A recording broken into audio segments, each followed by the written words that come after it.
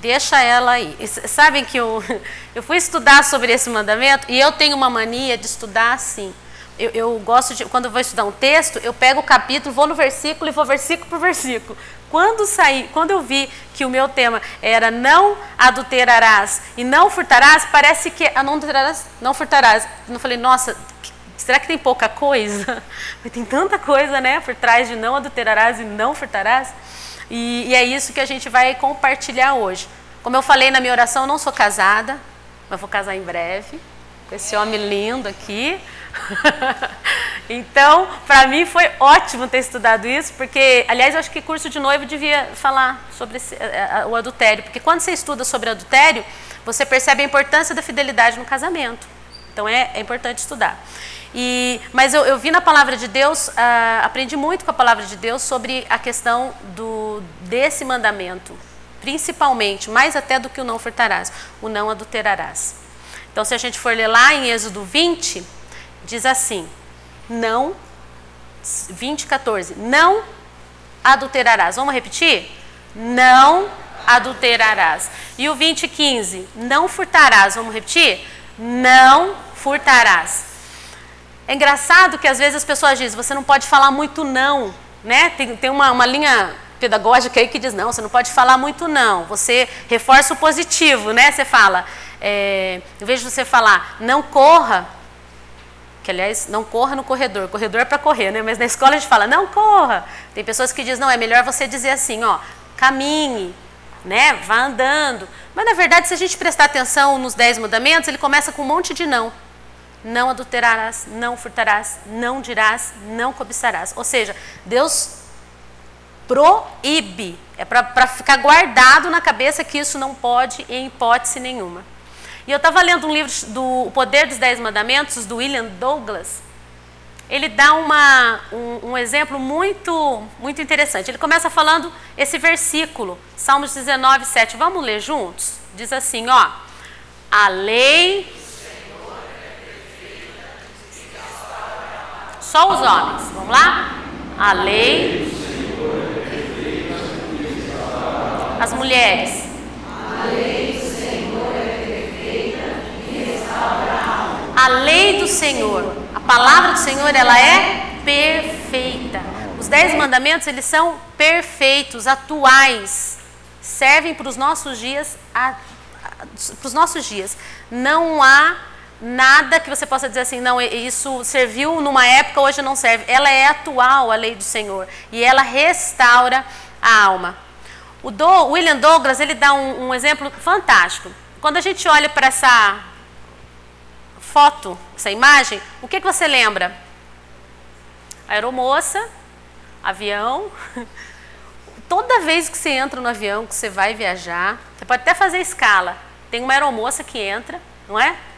E ela faz aqueles procedimentos, máscaras cairão, a despressurização, e ela vai falando, faça isso. Eu lembro que uma vez eu sentei até perto da asa do avião, no voo da TAM, e quando você senta perto da asa do avião, você tem que ficar meio que responsável, né? Você tem que ficar responsável. Se acontecer algo, o pessoal pode sair pela asa. Então o homem dá um papelzinho, o aeromoço lá, dá um papel e diz assim, leia, porque para você saber, você tem que saber porque você está sentado na asa, que é o lugar mais espaçoso. Eu fiquei falei, nossa, que responsabilidade.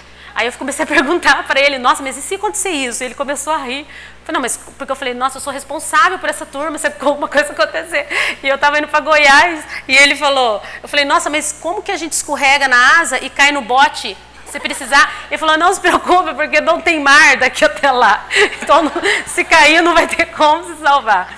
O fato é, todas essas leis que a gente escuta quando a gente entra no avião, a gente não questiona.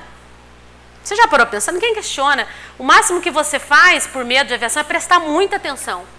Você olha, nossa, então daqui cai, eu tenho que pôr primeiro em mim, não na criança, porque se eu desmaio, a criança morre também. Eu fico muito atento, toda vez eu olho para ela e presto atenção. A gente não questiona se o que eles estão falando é bom, é ruim, está certo ou errado, porque nós não entendemos nada de aviação. Então a gente quer crer que quando você sobe no avião, que sobe àquela altura, olha se isso não é fé. O avião sobe numa altura, você não sabe que revisão foi feita no avião. Você pergunta, deixa eu ver qual foi a última vez que esse avião foi feito. Você não faz isso por fé. É fé isso, gente. Se parar para pensar, agora ninguém mais vai viajar de avião, né? Mas é fé. Você entra num negócio daquele tamanho, sobe, fica na altura, vê tudo pequeno lá embaixo, crendo que quem fez, cuidou daquilo, projetou aquilo, sabia o que estava fazendo. Não é verdade? E a gente pergunta por que o homem hoje em dia, até mesmo dentro da igreja, questiona os 10 mandamentos ou qualquer lei do Senhor. E nós sabemos pela fé que o Senhor sabe o que Ele está dizendo. Porque é Ele que projetou a nossa vida. Ele conhece a nossa vida. Mas a aeromoça a gente não questiona. Mas muitas vezes nós questionamos algumas leis do Senhor. E isso acontece porque o homem desta época, isso eu achei importante a gente pensar. O homem dessa época, nós recebemos várias influências. O homem dessa época, ele é materialista. Nós temos que ter a mente de Cristo, mas nós estamos sendo influenciados nessa época por uma filosofia materialista. Então, ter acima de ser. Você acha que você tem que ter. Você é criado assim, a criança é criada assim. É só pegar o Discovery Kids. Abre lá e vê qual é o que tem entre um desenho e outro. Consumismo, comprar brinquedo porque é da idade dela. Se você assistir qualquer programa de televisão, o que tem? Consumismo. Você anda pela rua, você tem placas para quê? Para consumismo. Então, essa é a ideia desse homem, de nós. Ele é materialista. Outra coisa, ele é hedonista, ou seja, prazer acima de tudo, sem compromisso ou amor. O importante é eu estar feliz. Nossa, então, até como se justificasse, eu me separo da minha esposa porque eu não estava mais feliz. Eu não estava feliz, eu não estava me sentindo bem. Então, uma visão hedonista. Aquele pastor Cláudio, aquele engraçado que fala para casais, ele falou um negócio esses dias que eu arrepiei a hora que ele falou. Ele fala engraçado, mas eu achei assim fantástico. Ele disse assim que ele conversou com um antropólogo e o antropólogo falou para eles assim, ó, a igreja daqui a um tempo vai aceitar pastores homossexuais com tranquilidade e não vai ter tanta resistência com o homossexualismo. Ele fala, não, isso não vai acontecer porque a Bíblia é clara, né? Você deve amar os homossexuais, você deve ajudá-los, mas a Bíblia é clara contra essa prática. A igreja se posiciona firmemente contra isso. E aí ele fala assim, o antropólogo, não. A Bíblia também fala a questão do adultério. Do adultério não, a questão do divórcio, da separação. E vocês abriram mão. Hoje não é porque a pessoa traiu ou porque aconteceu alguma coisa. Às vezes, num lar é desfeito e alguém se torna vítima do outro que diz para ele, eu não tenho mais compatibilidade com você. Se vocês abriram mão por tanto tempo disso, é uma questão de tempo para essas outras coisas entrarem. Isso assusta a gente. Porque a gente está perdendo talvez um pouco a visão cristã. É um homem permissivo, vale tudo desde que você se sinta bem. Já escutou aquela frase do tipo assim, ó, você está feliz? Ah, é importante você estar feliz, né? Você está feliz, então isso que é importante. O consumismo, parecido lá com o materialismo, sinônimo de liberdade que gera crise econômica e ecológica. Ele quer consumir. Se você falar, você precisa economizar água, vocês estão vendo o que está acontecendo, né, gente? Eu estou ficando preocupada mesmo, seriamente, com essa questão da água. Mas as pessoas ainda não perceberam, estão consumindo, porque não estou muito preocupada se isso vai gerar, o que vai acontecer no futuro. O importante é o que eu me sinta bem aqui e agora. Essa é a visão desse homem. Vamos ler esse salmo? Ele diz assim, ó, de que maneira...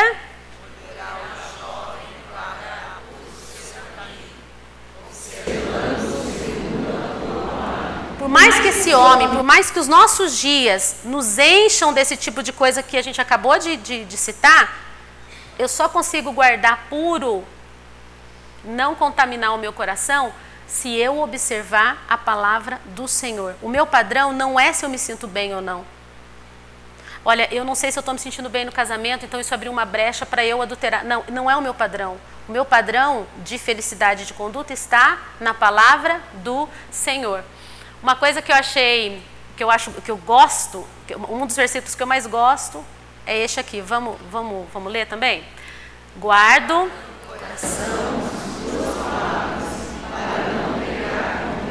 guardo no coração o quê? O que eu sei, quem eu sou, como seguir esse mundo? Não, eu guardo as tuas palavras. E por que eu guardo? Para que eu não peque contra ti.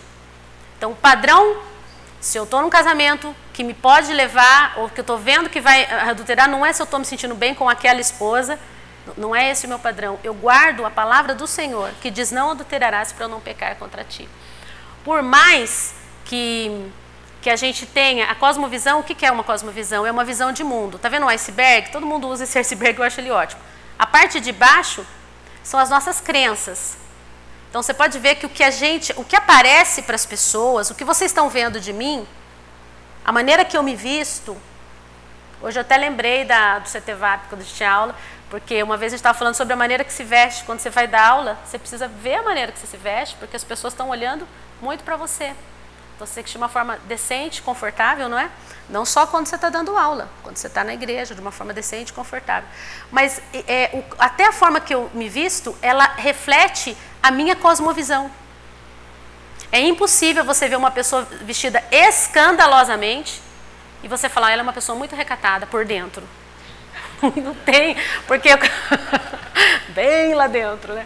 Porque você só reflete aquilo que você acredita. Então, a maneira de se vestir é a maneira que você pensa. O vocabulário que você usa é a maneira que você pensa.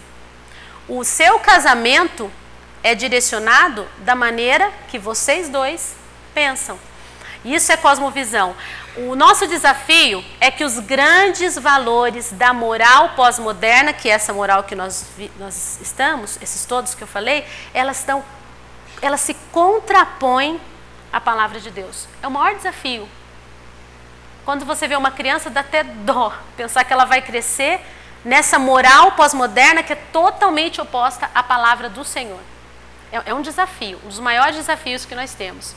A gente tem que colocar o óculos, ou seja, olhar o mundo, ter uma cosmovisão cristã.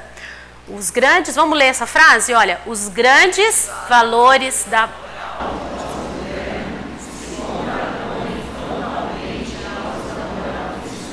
Eu lembro, até hoje, lá na editora, um amigo meu que tem um filhinho pequeno, ele falando para mim assim: você vê como a gente não percebe como a gente está envolvido até com a moral desta época.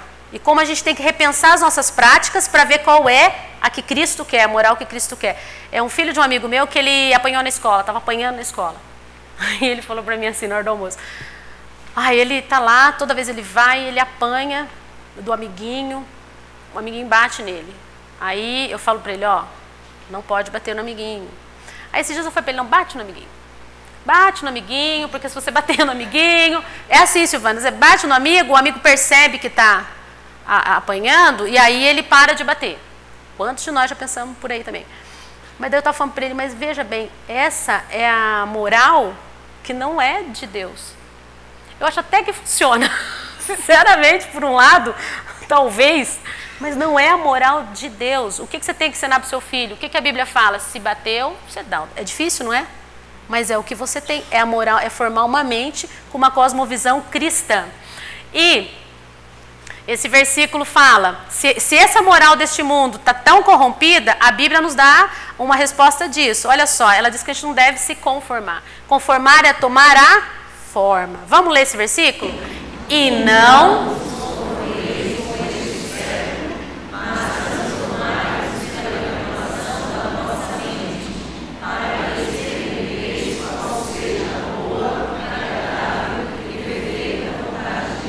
Então vamos esquecer hoje, ou não vamos considerar hoje, que a mulher, hoje em dia, a gente pode até considerar, mas isso não pode mudar o julgamento ou mudar o que Deus tem falado na palavra do Senhor. A mulher é independente, ela pode,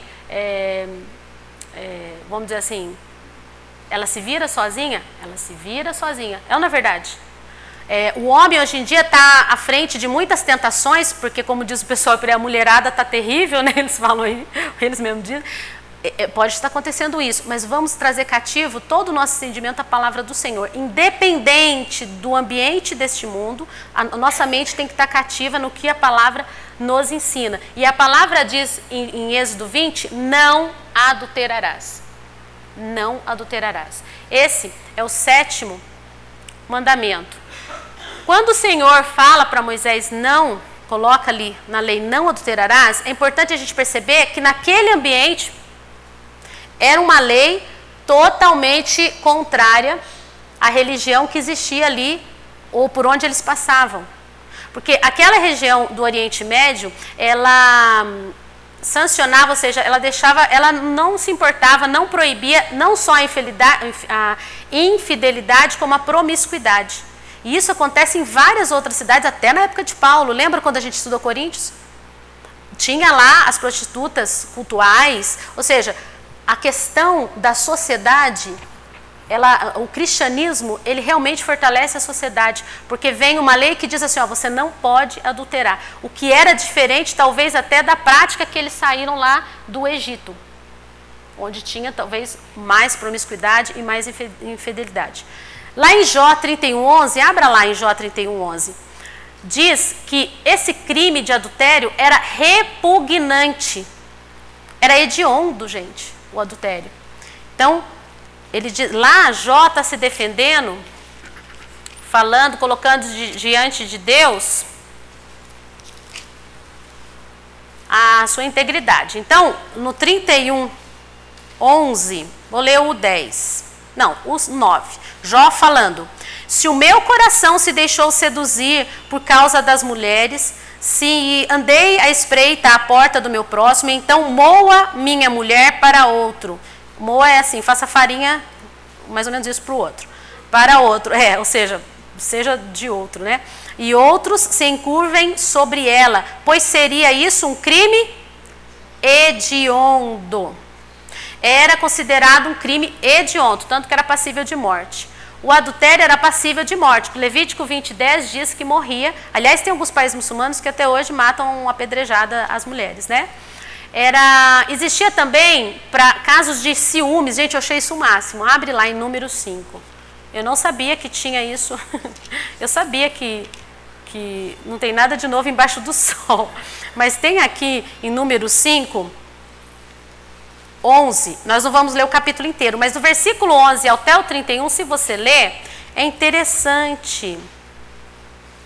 Ele vai falar, depois você lê, porque é muito interessante. Vamos supor que o marido suspeitasse que a mulher cometeu adultério. Ele não tem certeza, não foi provado, só suspeitou.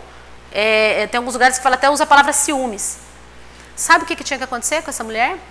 A mulher era levada diante do sacerdote e, para resumir a história, tinha todo um ritual. Ele pegava uma água com pó, fazia ela jurar que não tinha feito nada e tomar essa água. E ela fazia um juramento. Então ele dizia o seguinte, se você tomar essa água, se a mulher tomasse aquela água e ela tivesse realmente pecado, ela ia ser estéril. Olha que coisa, não ia ter mais filhos. Ia ser esta marca que ia mostrar se ela estaria mentindo ou não. Que coisa, né? E isso acontecia lá no Antigo Testamento. Até que era branda essa pena, porque se fosse pega em adultério mesmo, poderia ser passível de morte. Então chama julgamento por ordalho, como se fosse juízo de Deus. Ordalho era um tipo de julgamento que existia lá naquele lugar do Oriente Médio, mas era diferente. Sabe como que era? Eu até ri, porque eu falei, eles jogavam a pessoa, isso na outra cultura por lá, não o povo de Israel. Eles jogavam a pessoa no rio. Se ela... Como é que é? Eu não lembro se ela não boiasse ou se ela boiasse, ela era culpada. Mas era uma coisa impossível, tipo assim, ela era culpada. Então morria do mesmo jeito, porque eu acho que ninguém ia salvar ela lá do afogamento. Era um julgamento por ordalho. Em Israel não era assim, você tinha que tomar, e você tomando, se você tivesse culpada, você não ia ter filhos mais. E depois eram expulsa do lado do arraial, porque não foi pega em flagrante, então não tinha como mandar matar. O fato é, o 7º mandamento, ele protege a família. Todas em todos os tempos e em todas as culturas, assim como a religião, a família é ela é um fenômeno social. Vamos supor que só existe um casal homossexual, homem, só consegue adotar uma criança porque ele adota uma criança que vem de uma relação de um homem com uma mulher. Isso só para dizer que não tem como formar família, não é família, não tem como. Você pode até ter uma família que não tenha filhos, por algum motivo físico, mas não tem como se compor uma família se não tiver um homem e não tiver uma mulher. Então, a base da sociedade, a família, é o homem e a mulher. É a partir daí que se faz uma sociedade. Sabe que a Espanha está passando um problema grave com isso, né? Eles têm pouca gente, porque os casais tiveram poucos filhos e agora a sociedade tem que ter filho, tem que ter criança. Fizeram um controle de natalidade tão grande que eles correm o risco de algum tempo faltar pessoas para pagar a aposentadoria de quem está aposentando e aí vira uma crise econômica terrível. No plano de Deus, a família ela tem uma ordem da criação, foi feita antes da queda, não é? Quando o Senhor faz Eva, porque viu Adão lá tristinho, sozinho, e é colocada sobre a bênção divina. E em Gênesis 1:28 ele diz assim, eu vou abençoar. Multiplica porque eu vou abençoar. A família é algo abençoado do Senhor. Ela é importante, ela é base não da sociedade só, da igreja. Família forte, igreja forte. Uma coisa interessante, o que esse mandamento protege? Eu nunca tinha pensado no não adulterarás como uma proteção para outras áreas sexuais. Mas você já parou para pensar que o sexo praticado dentro do casamento monogâmico é um modo de satisfazer aquilo que seria concupiscência e levaria à promiscuidade se fosse perpetrado fora do casamento. Olha que interessante. Quando diz não adulterarás, supõe que a pessoa seja casada, para que haja adultério. Se não estiver casada, ela está fornicando, não é verdade? Se ela é casada, aí Deus proíbe que haja o adultério.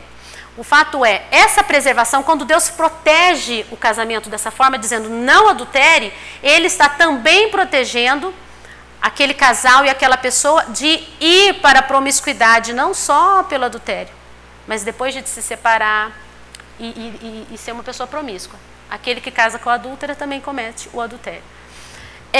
O bom funcionamento, outra coisa que essa lei protege, o bom funcionamento do matrimônio é a melhor prevenção contra o adultério, uma coisa óbvia. E qualquer espécie de impureza sexual. O casamento, a gente vai ver lá em Paulo que ele diz, é melhor que se casem do que se abrasem. Então, o casamento, ele é uma proteção também para a pureza sexual no que diz respeito à fornicação. Olha, não conseguem se controlar? Case. E aí o Senhor resguarda o casamento dizendo, mas não adultere. Ele também protege contra a prostituição. As mulheres casadas, que têm o seu marido, não são prostitutas. Apesar que eu estou ouvindo cada coisa por aí, né? Mas nem vale a pena perder tempo com isso. Inclusive da masturbação.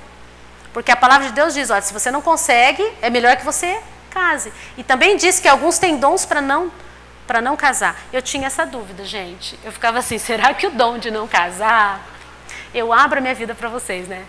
Eu sempre estou falando da minha vida, mas é verdade. Eu chegou uma época que eu falava assim, sabe, Afonso? Eu falava assim, será que eu tenho dom para ficar sozinha?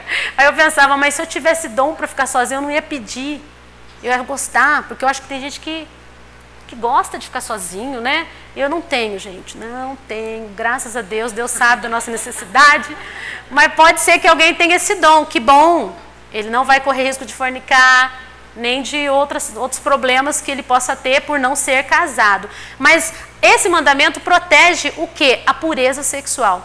E a bênção matrimonial. Tem vários versículos quando você vê que o matrimônio é bênção.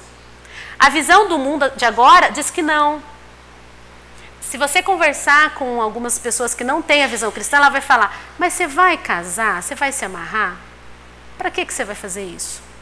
Não é verdade? Olha, casamento não é. Vai ter filho? Por que você vai ter filho nesse mundo? E às vezes a gente se deixa levar por isso, mas o casamento é bênção do Senhor.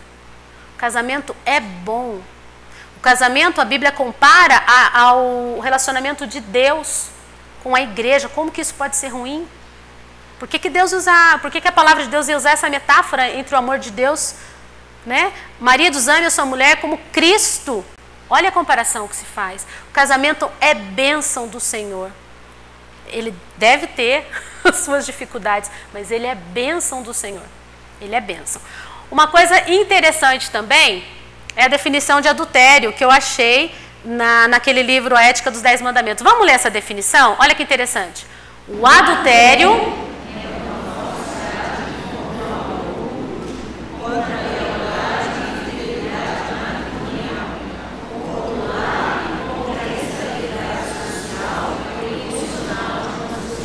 Olha o que ele abrange, assim, o estrago que o adultério faz. Não é só naquelas duas pessoas, e vocês sabem disso, envolve não só a família, como a sociedade em geral. Uma outra definição, vamos ler? Por...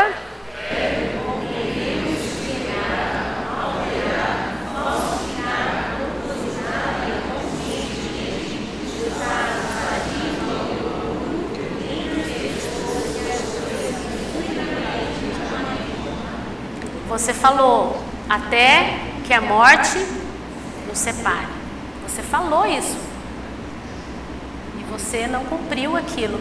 Então, ele é falsificar aquilo que você fez conscientemente. É como se você voltasse atrás da palavra. É claro que a gente sabe que a pessoa, aquele que confessa e deixa, recebe o perdão do Senhor. Então, você não vai condenar para sempre a pessoa que adulterou. Perdoa. A igreja não pode julgar a pessoa, a igreja tem que perdoar e ajudar para que isso se reconcilie. Mas é algo, é uma quebra de promessa não só perante Deus, mas perante os homens. Uma coisa interessante, eu tenho uma amiga que ela casou muitos anos atrás e ela ficou casada um tempo, o marido traiu, ela perdoou, entre aspas, e ela traiu também. E aí hoje eles estão separados. Mas eu lembro dela me falando assim, ele não foi fiel comigo, por que eu tenho que ser fiel com ele? Só que a gente se esquece que quando você vem publicamente, a primeira pessoa que você tem que responder é para o Senhor. Não importa se o seu cônjuge está sendo fiel com você ou não, isso não te dá direito a fazer a mesma coisa, porque a sua promessa é quebrada perante Deus. Então ele pode ser uma pessoa horrível, mas perante Deus você continua não podendo adulterar. Não existe exceção para o adultério. Existem duas formas de adultério. O adultério mental, abre lá em Mateus 5:28. Eu achei isso aqui o máximo e também achei muito achei muito importante. Mateus 5:28 diz assim, ó. Vou ler, tá? Diz assim: Eu, porém, vos digo, qualquer que olhar para uma mulher com intenção impura no coração, já adulterou com ela. Por isso que ele diz que lá na Ética dos 10 Mandamentos diz que existe duas formas de adultério. A que começa na mente, mas que para o Senhor Jesus é adultério. Já adulterou, olhou com impureza, é adultério. E o adultério corporal, que a gente leu em Êxodo 20:14, não adulterarás, que também já é aquele do antigo, porque ele fala antes desse versículo assim, ó, ouviste que foi dito não adulterarás, né? Ou não podia corporalmente adulterar, porque no Antigo Testamento não tinha essa avaliação mental, deixa eu ver, vou pedrejar uma pessoa que adulterou na mente, não existia, não tinha como saber isso. Jesus vem e diz, olha, ele até expande esse mandamento dizendo, se você pensar de forma impura para uma mulher, você já adulterou com ela. Agora, eu achei isso fantástico. Gente, abre lá em Tiago 1:14. Eu estou falando que eu acho fantástico um monte de coisa, mas eu fiquei mesmo, achei muito legal estudar sobre isso. Tiago 1:14-15, ele diz assim, ó. Eu vou ler desde o 12, tá? Olha que coisa interessante. Ele está falando sobre a origem do pecado. Bem-aventurado o homem que suporta com perseverança a provação, porque depois de ter sido aprovado, receberá a coroa da vida, a qual o Senhor prometeu aos que o amam. Ninguém ao ser tentado diga, sou tentado por Deus, porque Deus não pode ser tentado pelo mal e Ele mesmo a ninguém tenta. Agora presta atenção. Ao contrário, cada um é tentado pela sua própria cobiça, quando esta o atrai e seduz. Então a cobiça, que está lá dentro de você, no seu coração, que olhou com impureza para outra mulher, depois de haver concebida, dá a luz. Ou seja, já tinha ali, só que estava oculto. O pecado já estava lá dentro. Lembra do pecado da mente? Adulterar na mente? Estava ali. Só que se você der vazão a este pecado que estava só na mente, ele dá à luz o pecado, ou seja, ele se torna público. Alguém viu que você saiu com uma outra pessoa. E o pecado, uma vez consumado, gera a morte. Então, o caminho do adultério, o adultério corporal tem um caminho. Eu não sou casada, mas a palavra de Deus me diz que você não sai de manhã para trabalhar e você adultera. Porque, nossa, aconteceu algo e eu adulterei. Existe um processo. Eu não sei como é que ele funciona, graças a Deus, e nunca vou saber como é esse processo. Mas existe um processo de conduta, que um talvez olhe para o outro, que um se aproxime do outro. O fato é, a palavra de Deus diz assim, ó, sonda, ó Deus, vê se há em mim algum caminho mau e guia pelo caminho eterno. Se você sondar o seu coração, você vai perceber em algum lugar ali que tem uma cobiça. E que se você não cuidar e não guiar pelo caminho eterno, essa cobiça vai te gerar e vai conceber até a morte.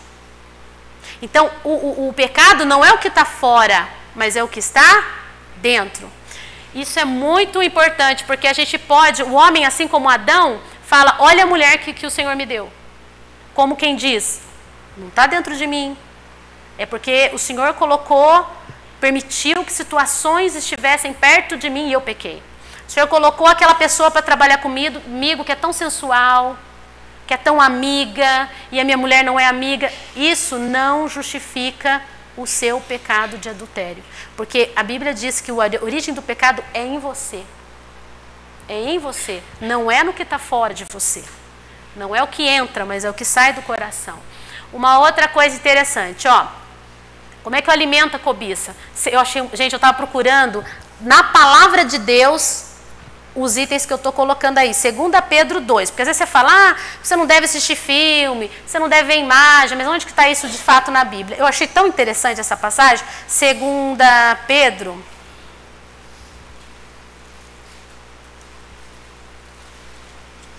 Nossa, tá difícil achar 2 Pedro aqui. 2 Pedro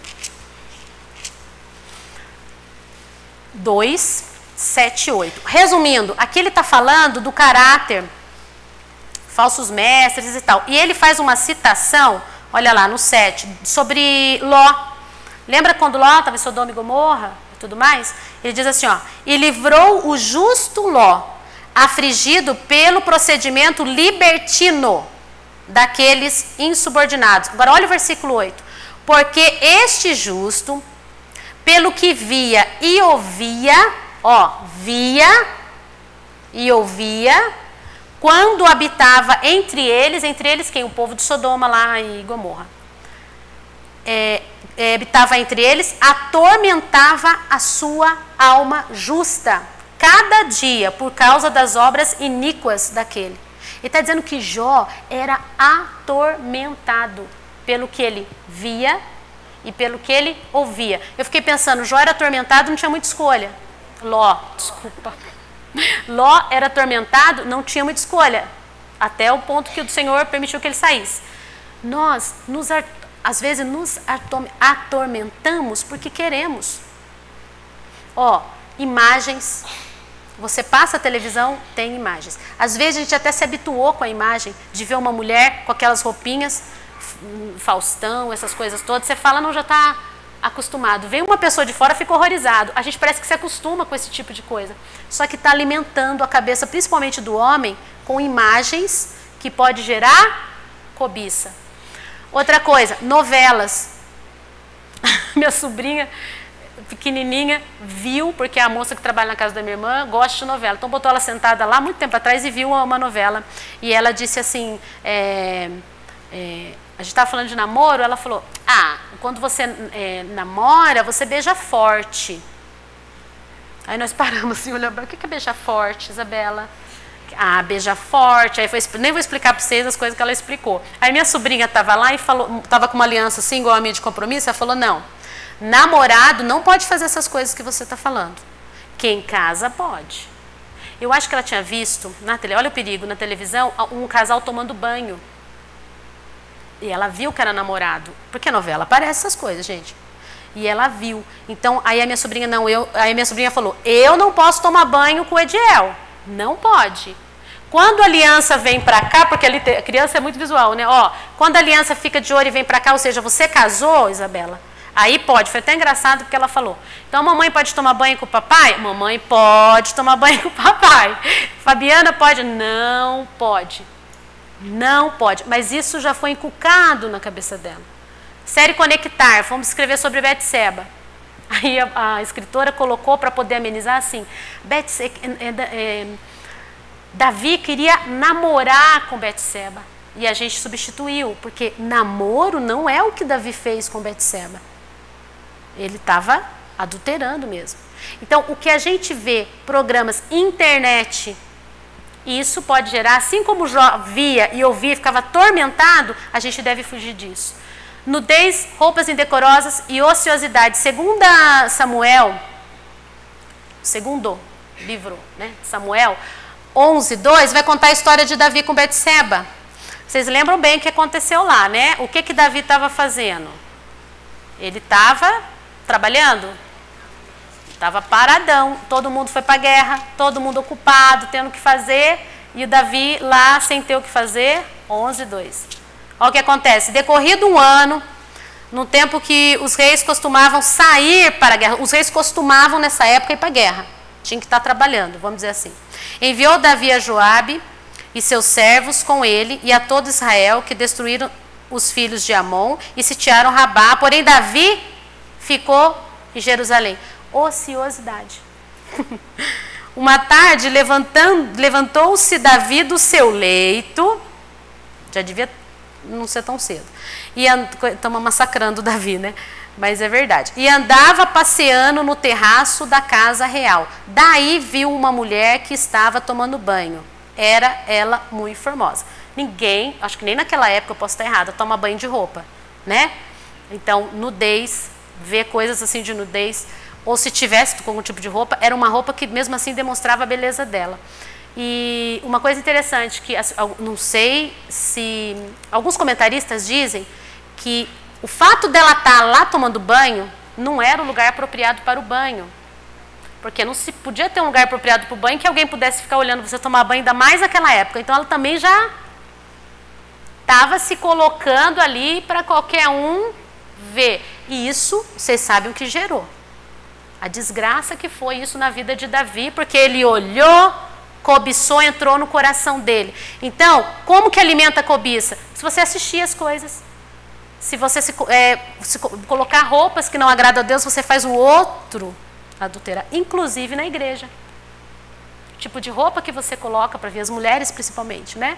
O que pode influenciar a cobiça? E, gente, isso aqui não justifica a cobiça no coração, mas pode influenciar. E isso, eu peguei as coisas que as pessoas falam que acontecem no casamento, então, que atrapalham o casamento. Desinteresse do parceiro. E eu não sou casada, estou aqui dando uma sugestão para vocês, mas isso me chamou atenção, Afonso. Desinteresse do parceiro. Se você se demonstra desinteressado. A minha irmã, o meu cunhado está numa época muito difícil, porque eles têm uma empresa que trabalha para a Petrobras. Ele está realmente, vocês imaginam, né? Ele não é corrupto, gente. Ele terciariza o trabalho para a Petrobras. A Petrobras meio que cortou qualquer tipo de... não está pagando ninguém. Então ele está numa fase muito difícil, a gente está orando muito por eles. Então ela ligou para ele esses dias, eu dei risada, ela também riu também. Ela ligou para ele para dizer que, olha, então eu estou na Marginal indo para São José, para avisar, ela estava vindo para minha casa. E ele pediu, liga para mim quando estiver saindo, liga quando você chegar. Mas ele está tão assim, preocupado, que ela falou, então, oi amor, tudo bem? Ele, tudo? Tô na Marginal, então, quando eu chegar lá eu te ligo. Ele falou, ok, obrigada pela informação, boa tarde. Desligou. Ela falou assim, Silvana, ele percebeu o que eu estou falando. Mas ela riu, ela sabe que é por conta da situação atual. Mas o desinteresse, não é o caso dele, não mostra interesse. uma coisa que eu achei triste de escutar de um casal é, eles saíram para um barzinho, não são casal cristãos, e a esposa falando para mim, quando eu falo alguma história, ele não tem mais atenção, mas qualquer outra pessoa na mesa vai contar uma história, ele dá atenção, ele, nossa, é mesmo, o que foi que aconteceu? O desinteresse do parceiro pode fazer com que o outro, de alguma forma, cobice ter o que ele não está tendo ali. Não justifica o adultério, mas pode influenciar. Falta de comunicação, não se comunica. Falta de afeição matrimonial, não acho o outro bonito. Ai, casamento é isso aqui, ó, esse casamento é terrível, eu não acho casamento é difícil. Solidão constante de um do cônjuge, vai morar em outra cidade, o cônjuge fica aqui, não, eu não vou. Isso deve ser um problema grave, porque você tem que estar ao lado. Pode influenciar a cobiça no coração do outro. Quais as consequências do adultério? O adultério, você nem precisa gastar tempo, destrói o lar, destrói a integridade. Provérbios 6:32 diz assim, ó, aquele que adultera, ele acaba com a reputação dele. E é verdade, é só Jesus para restaurar, porque a reputação da pessoa realmente fica totalmente manchada. E como não cair em adultério? Bom, primeira coisa, cuide da sua comunhão com Deus. Cuide da sua comunhão com Deus. De que maneira poderá o jovem guardar puro o seu caminho? Observando, segundo a tua palavra. Guardo no coração as tuas palavras para não pecar contra ti. Eu fiquei tentada, mas eu não me senti com autoridade para dar aquelas dicas que você vê muito em encontro de casais, não é? São bem práticas, né? Quando você fala, vai no encontro e fala assim, olha, eu vim no encontro de casal com o Afonso e eles falam assim, faça isso, escreva bilhete, sei lá o que mais, as coisas práticas que tem que fazer. Mas a verdade é, se o pecado começa no coração, se os dois tiverem uma comunhão com Deus, faça tudo aquilo que você ouviu no curso. Eu não tenho autoridade para falar isso porque eu realmente não sou casada, não sei como funciona. Mas a palavra de Deus ensina que se você guardar a palavra no coração, ela vai te ajudar a não pecar contra o Senhor. Uma outra coisa, cuide do seu casamento. Tudo aquilo que eu citei no outro, lendo comentários sobre casamento, faça o contrário. Se um problema para levar outra cobiça é o desinteresse, tenha interesse no seu parceiro matrimonial. Mulher gosta de falar, gente, isso é verdade. Não é verdade? A gente gosta. Eu fiz um curso na prefeitura muitos anos atrás que o senhor chegou e falou, você quer ter um casamento duradouro? Não era crente. E feliz? Você chega em casa e fala para ela, oi amor, como foi seu dia? Ele falou, só basta essa pergunta. Não precisa mais nada. Ela vai contar e contar e recontar. Ele falou, e você pode não ter paciência para ouvir. Então não precisa também prestar atenção nos detalhes. Só fala assim, nossa, verdade, poxa, que legal. Não sabe muito bem o que é, mas ela vai ficar feliz. Vai dizer para as amigas dela como ele é atencioso comigo, ele me escuta, todo dia eu falo. É muito simples. Não estou dizendo para vocês fazerem isso não. Mas ouça, deixa ela falar. A gente fica feliz falando. Funciona, não funciona? Aí, ó, Gisele falando que funciona. Você fala, que marido compreensivo que Deus me deu. Deixa a mulher falar, porque a mulher precisa falar. Homem não precisa tanto. É, na verdade. Nem gosta. Você não faça isso, não faça o contrário.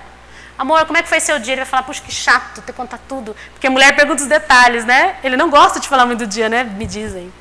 Mas a mulher gosta. É perfeita, né? Homem e mulher. Valorize a comunicação, se comunique. Sabe uma coisa que eu estava pensando? A gente estava conversando com os amigos sobre o sexo antes do casamento.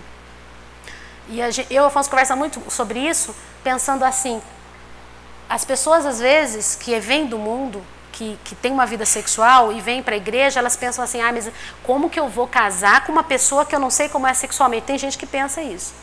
Eu fiquei pensando, assim como o casamento em todas as áreas, inclusive na área sexual, é comunicação. Eu fico imaginando que a pessoa que adultera, ela realmente perdeu a comunicação. Por quê? Porque se você passar anos conhecendo o corpo do seu cônjuge, se comunicando, sabendo do que ele gosta, do que ele não gosta, e você é atento a isso, não é possível que esse homem saindo com uma outra mulher que mal conhece, que não sabe o corpo, que não sabe a história dele, ele tenha mais prazer do que ele possa ter com a esposa. Eu penso assim, posso estar muito enganada, mas assim, a não ser que no casamento não está tendo comunicação, inclusive na área sexual. Não se comunica, não sabe, não fala. Porque se consegue falar, eu não gosto disso, eu gosto disso. Isso é bom, isso não é bom. Se comunica de alguma forma, só os dois ali, a ideia é que quanto mais tempo você passa com o seu cônjuge, melhor deveria ficar. E menos a pessoa deveria querer uma experiência nova.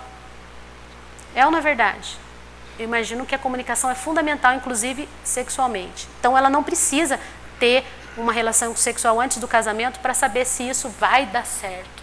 Não precisa. Não pode também, né? Valorize a afeição matrimonial. Não deixe seu cônjuge constantemente sozinho. Essas são as dicas. Cuide então da sua comunhão com Deus, cuide do casamento e cuide dos seus pensamentos. Nós aprendemos que o adultério pode acontecer no coração, então não podemos colocar o coração em outro que não seja o seu cônjuge. Você pode ter amigo depois de casado? Pode, você deve ter. Mas você deve ter segredos com ele? Com um amigo? Não. Outra história. Porque, gente, eu estou com 43, então eu já ouvi muita história de casada, minhas amigas todas já se casaram. Tem uma amiga que disse assim,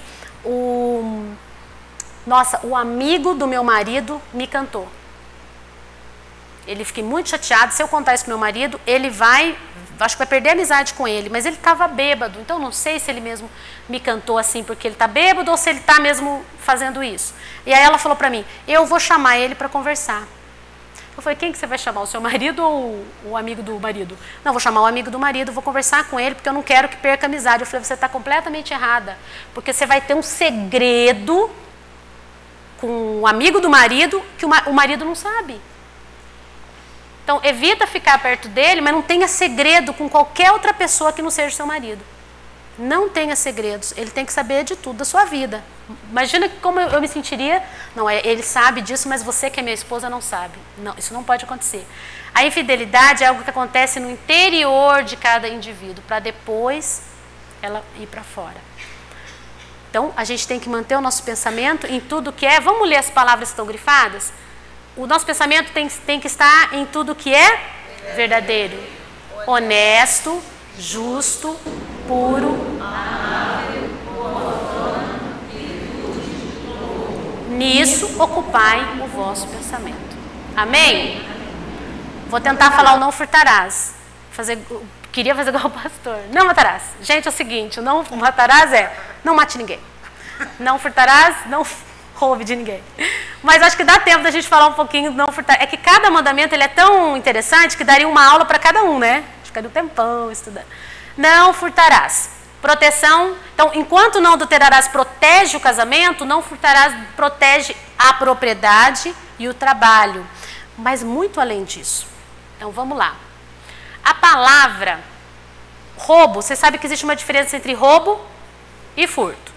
O roubo é o ato de levar o que é de alguém mediante ameaça. Eu fui roubado, chegaram com revólver assim e me roubaram. O furto não. Alguém entrou na minha casa e pegou minha carteira. Eu não vi quem era, não tive ameaça nenhuma, mas furtou.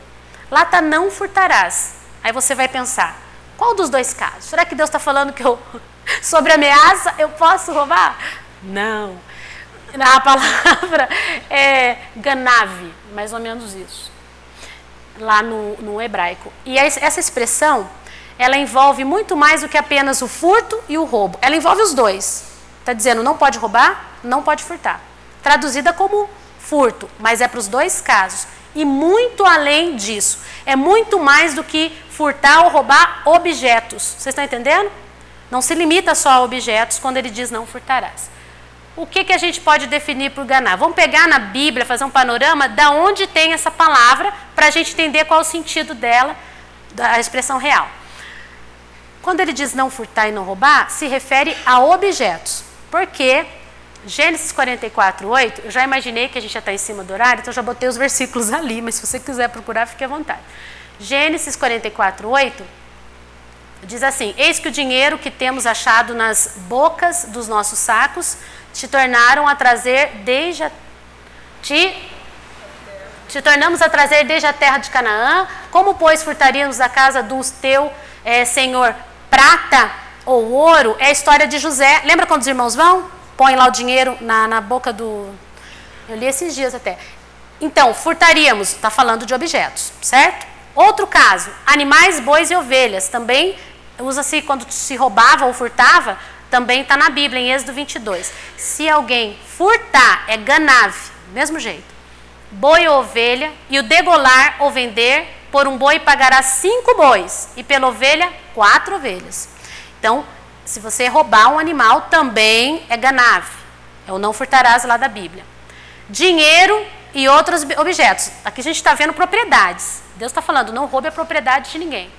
Se alguém der ao seu próximo dinheiro ou bens a guardar, tipo, eu pedi para o pastor Waldenberg, guarda esse dinheiro para mim.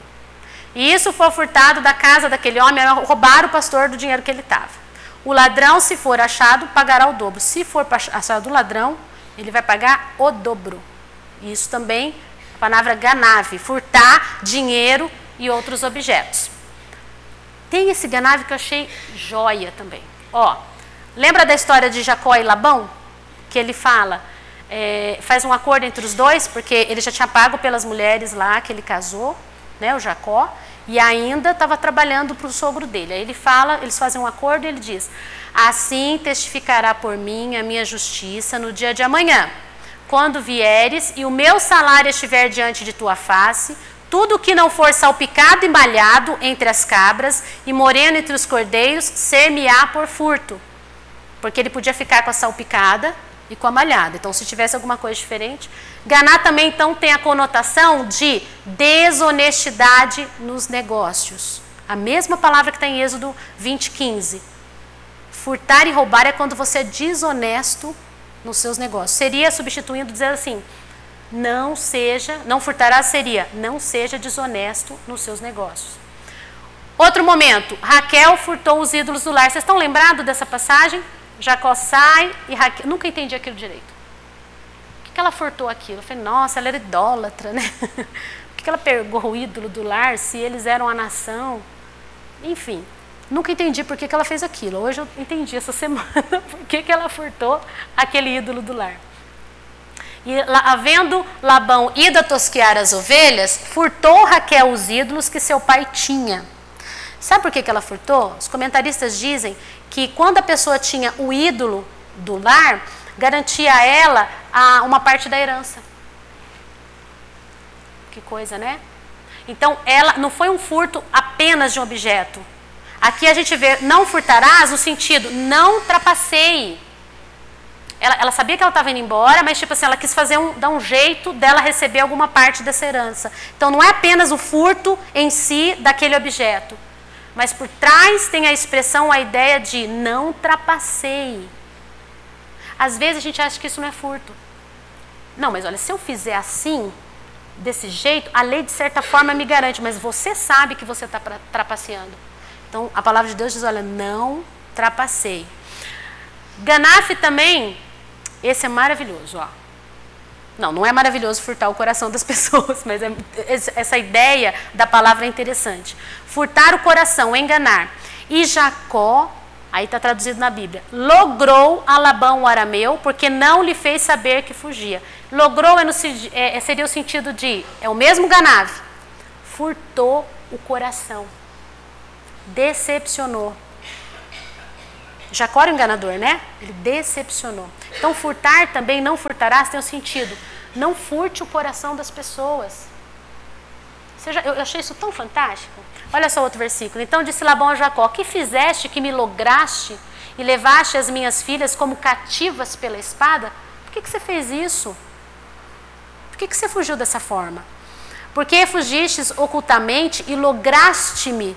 Você me roubou, você me fez mal. Então, na verdade, Jacó não roubou ele. Jacó ele é casado com as duas mulheres. Ele tinha todo o direito de ir embora. Mas Labão fala, por que você fez dessa forma? É no sentido de você roubar a afeição que o outro tinha de você. É profundo isso? Olha só, não é só dinheiro, não é só propriedade. É o que você rouba do outro, do coração do outro. Às vezes o outro tinha uma confiança em você. No caso do adultério mesmo, você logrou o coração do outro. Furtou essa confiança que ele tinha. Ganaf também, deturpação da vontade de Deus. Nossa, esse texto é fantástico. Marca aí Jeremias 23:30.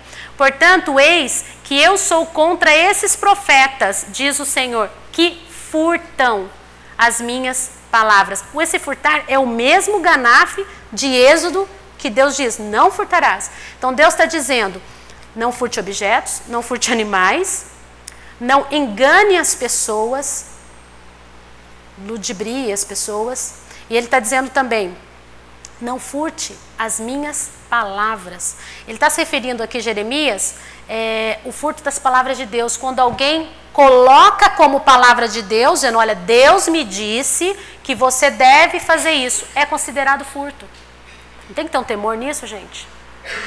Tem que ter um temor? Eu sinto de Deus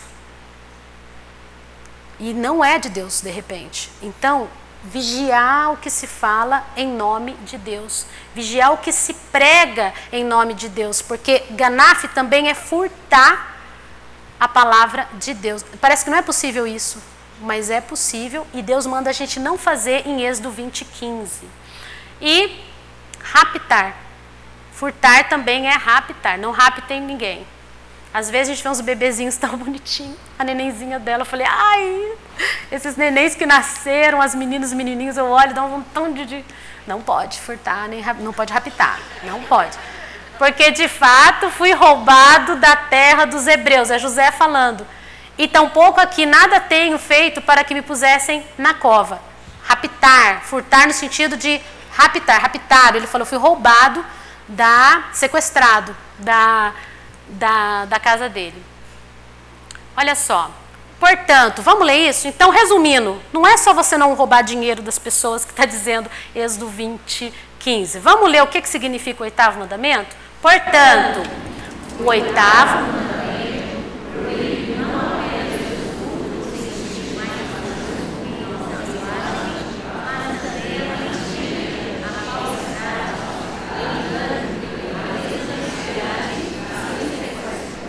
William Lane diz isso.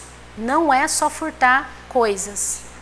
Sabe uma coisa que eu achei bacana para a gente encerrar? Que abre lá em Tiago 4,17 para a gente terminar sobre o furto. Às vezes a gente pensa que não tem furtado, né? Será que a gente não tem furtado mesmo?